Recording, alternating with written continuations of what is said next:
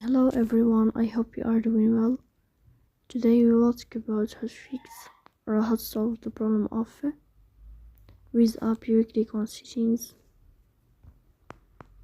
Here we click on apps, default apps, app settings.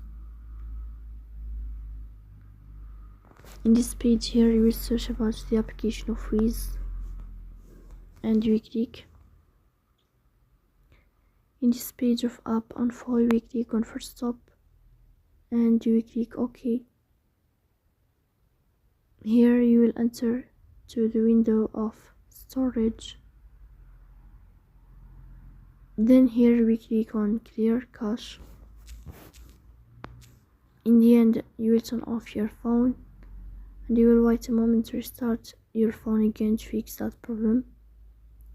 So that's all. Don't forget to support us by like and subscribe. See you next time.